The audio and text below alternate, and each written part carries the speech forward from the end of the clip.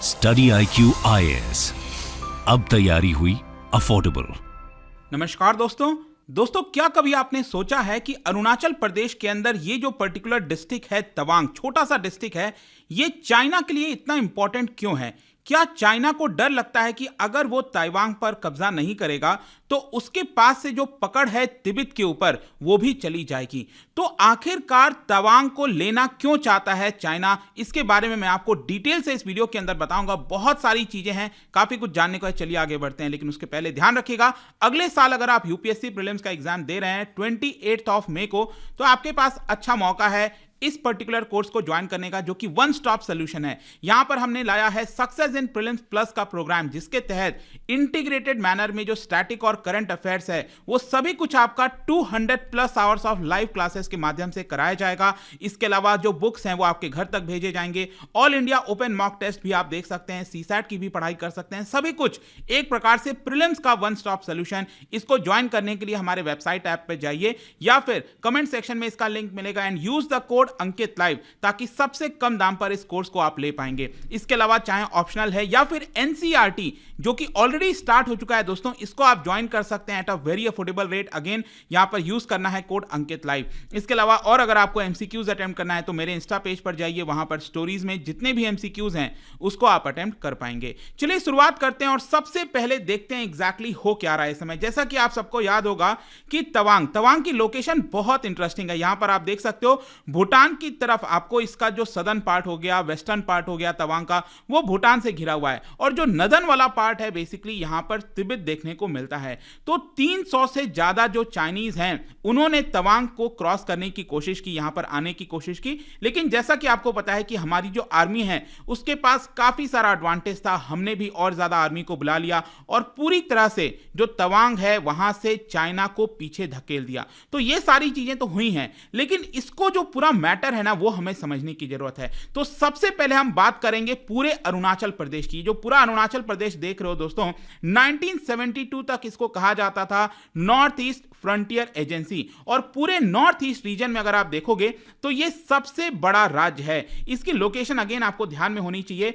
यहां पर अगर पूरा आप इसका नदन साइड देखोगे, नॉर्थ ईस्ट साइड देखोगे, तो ये तिब्बत से घिरा हुआ है अरुणाचल प्रदेश का, और यहां पर जो ईस्टर्न साइड है वहां पर म्यांमार देखने को मिलता है, वेस्टर्न साइड पे भूटान देखने को मिलता है। तो एक प्रकार से आप कह सकते हैं कि अरुणाचल प्रदेश भारत के लिए प्रोटेक्टिव शील्ड का काम करता है। मतलब जो नॉर्थ ईस्ट का पूरा रीजन है यहां पर, इसके लिए एक प्रकार से प्रोटेक्टिव शील्ड का काम करता है। काफी सारी जो सुविधाएं हैं नेचर से रिलेटेड जो भी हो, एक बैरियर का काम करता है। और लेकिन चाइना के पर्सपेक्टिव से अगर आप देखोगे तो चाइना कहता है कि नहीं, अरुणाचल प्रदेश उसके लिए साउथ तिब्बत है। मतलब ये तिब्बत तो आप देख ही रहे हो जिसके ऊपर अवैध तरीके से अगेन चाइना ने कब्जा कर रखा है, लेकिन यहां पर जो अरुणाचल प्रदेश है उसको यह कहता है साउथ तिब्बत।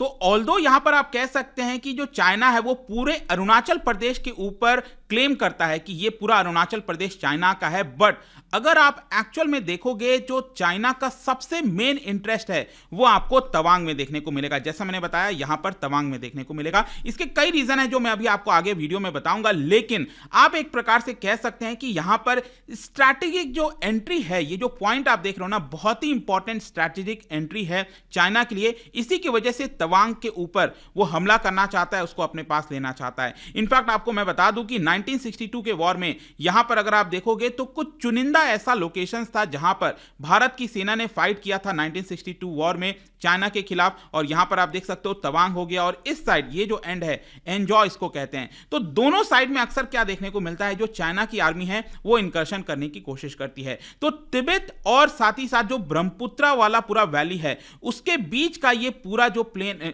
कॉरिडोर आप कह सकते हैं, उसके ऊपर एक प्रकार से कब्जा जमाने की कोशिश करता है। इसका मैं आपको एक एक करके रीजन बताता हूं, लेकिन सबसे पहले तो एक चीज ध्यान रखिएगा कि पूरा जो अरुणाचल प्रदेश है इंटरनेशनली अगर आप देखोगे तो ये रिकॉग्नाइज्ड है और एक्सेप्टेड है कि ये जो पूरी टेरिटरी है अरुणाचल प्रदेश की वो भारत की सोवरेन पार्ट है। तो इसमें कोई डाउट नहीं होना चाहिए। लेकिन चाइना, जैसे कि मैंने बताया, कि इस ट्रूथ को एक्सेप्ट नहीं कर पाता और बेसिकली कहता है कि ये पूरा स्टेट उसका है। और जब भी अगर आप देखिएगा ना तो भारत के कोई भी लीडर, चाहे प्राइम मिनिस्टर हो, डिफेंस मिनिस्टर हो या फिर दलाई लामा, जब भी अरुणाचल प्रदेश जाते हैं तो यहां पर बार बार वही चीज रिपीट करता है चाइना कि नहीं, यहां पर हम इस विजिट का खंडन करते हैं, ये जो पूरा टेरिटरी है हमारा है। मतलब वही चीजें जो है कई वर्षों से लगातार चाइना करते आ रहा है। मतलब कि वो जो मुद्दा है ना उसको खत्म नहीं करना चाहता, उसको एक प्रकार से बरकरार रखना चाहता है। तो यहां पर क्वेश्चन ये है कि आखिरकार तवांग जो है वो चाइना के लिए इंपॉर्टेंट क्यों है। देखो, सबसे पहला रीजन मैं आपको बताता हूं, वो है तवांग में मॉनेस्ट्री।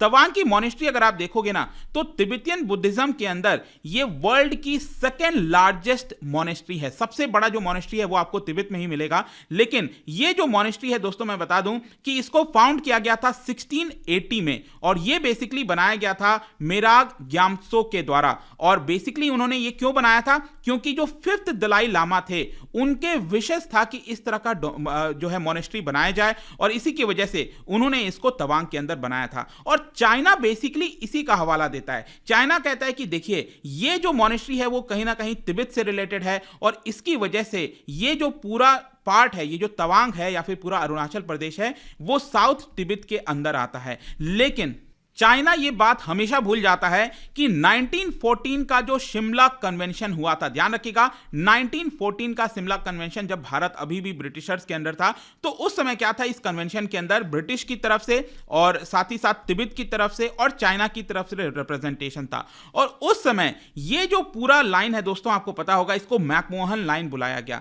तो ये जो पूरा लाइन है मैकमोहन लाइन, ये क्लियर तरीके से डिमार्केट कर दिया गया था कि ये वो जो अरुणाचल प्रदेश है वो भारत का ही हिस्सा होगा, और चाइना ने उसको एक्सेप्ट भी किया था। लेकिन अब जो है वापस से बार बार उसको जो है दोहराने की कोशिश करता है कि नहीं, जो अरुणाचल प्रदेश है वो चाइना का हिस्सा है। तो एक तो ये हो गया, ये जो मॉनेस्ट्री है क्या है, उसी की वजह से यहां पर बार बार उसका लिंक बताता है। दूसरा कारण मैं आपको बताता हूं, वो है कल्चरल कनेक्शन।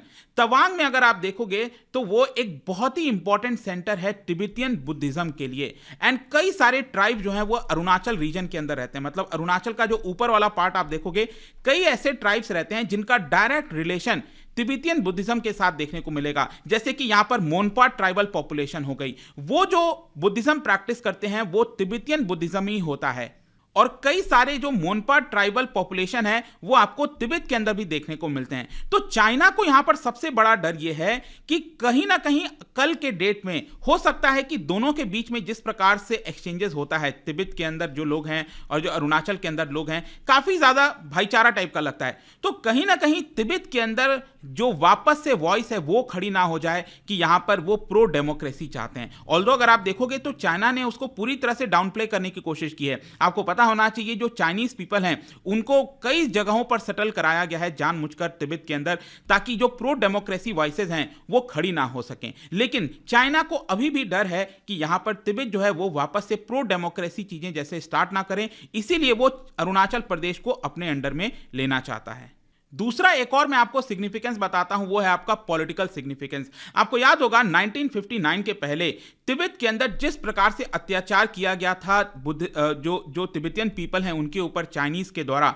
तो बेसिकली यहां पर क्या था कि 1959 में दलाई लामा, आपको पता होगा, वो भागकर भारत आ गए थे। लेकिन जिस रास्ते से वो भागकर आए थे बेसिकली वो तवांग वाला ही रास्ता था। जी हां, वो तवांग वाले रास्ते से ही भागकर आए थे, और वहां पर जो मॉनेस्ट्री है तवांग मॉनेस्ट्री, वहां पर भी कुछ दिन उन्होंने गुजारा था। तो कहीं ना कहीं ये बात चाइना को बिल्कुल पसंद नहीं आती है, और इसी की वजह से जो तवांग है वो चाइना के लिए बहुत ज़्यादा इंपॉर्टेंट हो जाता है। यहां पर एक और फैक्टर है जो कि बहुत लोग ध्यान नहीं देते, लेकिन वो है भूटान फैक्टर। देखिए, यहां पर अगर मान लीजिए जो चाइना है वो अरुणाचल प्रदेश के ऊपर कब्जा करने की कोशिश करता है, तवांग को लेने की कोशिश करता है, तो बेसिकली फिर क्या होगा, यहां पर भूटान के ऊपर भी डेंजर आ जाएगा। क्यों? भूटान के ऊपर आपको याद होगा कुछ समय पहले चाइना ने क्लेम किया था यूएन के अंदर कि भूटान के अंदर ये जो सैंक्चुरी आप देख रहे हो, वाइल्ड लाइफ सेंचुरी, जिसका नाम है साक्तेंग वाइल्ड लाइफ सेंचुरी, चाइना ने ये क्लेम कर दिया कि ये सैंक्चुरी उसी का है। सोच के देखिए, चाइना क्लेम कर रहा है भूटान के अंदर ये सैंक्चुरी उसी का है। क्यों?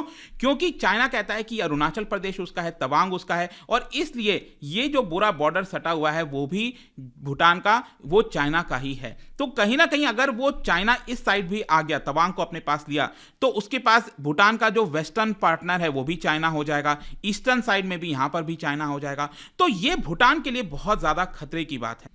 और कहीं ना कहीं आपको याद होगा कि ये वाला जो डोकलाम वाला इशू हुआ था कुछ वर्ष पहले, यहां पर भी वही दिक्कत था कि चाइना बहुत सारे इंफ्रास्ट्रक्चर बना रहा है, मोटरेबल रोड्स बना रहा है, और ये भारत और भूटान दोनों के लिए खतरा है, क्योंकि भारत के लिए तो सिलीगुड़ी कॉरिडोर हो गया, उसकी वजह से खतरा हो जाता है। तो यहां पर क्या है कि भूटान और भारत को सचेत हो जाना चाहिए, और याद रखिएगा कि कई सारे जो रेलवे लाइंस हैं वो भी बिछाए जा रहे हैं इसके बॉर्डर तक, तो इसकी वजह से उसके पास जो लॉजिस्टिकल एडवांटेज है वो भी चाइना लेना चाहता है। लेट्स सी ये वाली चीजें कैसी होती हैं। लेकिन इसके साथ साथ ये जो लोकेशन है अरुणाचल प्रदेश, वो भी बहुत ज्यादा स्ट्रैटेजिक है। मैं आपको बताता हूं कैसे। देखो, आपको पता होगा कि जो चाइना की ज्यादा आबादी है वो कहां पर है, वो आपको ईस्टर्न साइड में यहां पर देखने को मिलेगी। यहां पर बहुत ज्यादा आबादी नहीं है, ये नॉर्दर्न साइड है। तो अगर मान लो कल के डेट में भारत और चाइना के बीच में युद्ध होता है, तो हमारे लिए चाइना के ऊपर अटैक करने का जो सबसे बेहतर जरिया होगा वो अरुणाचल प्रदेश की तरफ होगा, क्योंकि ये जो है ज्यादा पास में है यहां पर।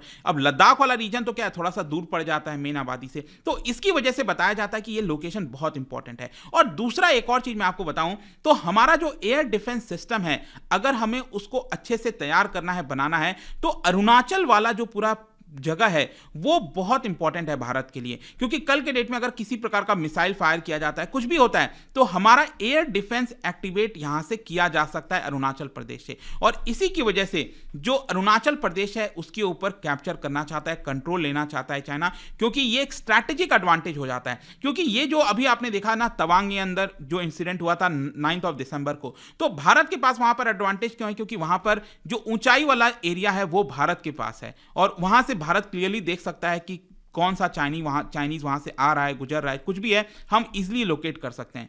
तो ये अरुणाचल प्रदेश भारत के लिए बहुत ज्यादा इंपॉर्टेंट है। और आखिरी में यहां पर वाटर पावर, ध्यान रखिएगा कि अगेन जो ब्रह्मपुत्रा रिवर है वो आपका सैंगपो, यालुंग सैंगपो नाम से स्टार्ट होता है चाइना से। जब वो अरुणाचल प्रदेश के अंदर एंटर करता है तो सियांग नाम से जाना जाता है। तो क्या है कि चाइना के पास कंट्रोल है, बहुत सारे उसने डैम्स बना रखे हैं पूरे तिब्बत के अंदर, और कभी भी अगर वो भारत में फ्लड लाना चाहे, कुछ भी करना चाहे, वो आराम से कर सकता है, और कहीं ना कहीं उसका और ज्यादा एडवांटेज लेना चाहता है अरुणाचल प्रदेश के माध्यम से।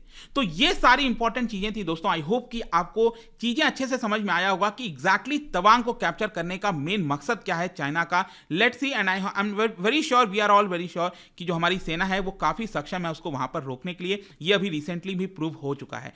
तो आई होप कि सब कुछ आपको समझ में आया होगा। और जाने से पहले एक इंटरेस्टिंग क्वेश्चन, देखिए भारत और तिब्बत के बीच में बहुत सारे पासेस हैं, क्या बता सकते हो उनमें से कौन सा वो पास नहीं है, ये आपको बताना है। इसका राइट आंसर आप सबको पता है, मेरे इंस्टाग्राम पर तो मिलेगा ही, वहां पर अगर आप नहीं हो कोई बात नहीं, टेलीग्राम से भी ले सकते हैं इसका सही उत्तर। मैं कई सारे जो एमसीक्यूज हैं वो यहां पर स्टोरीज में डालता रहता हूं।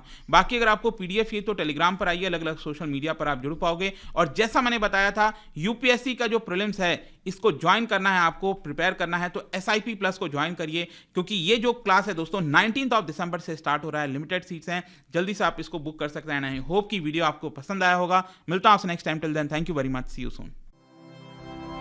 स्टडी IQ IAS, अब तैयारी हुई अफोर्डेबल।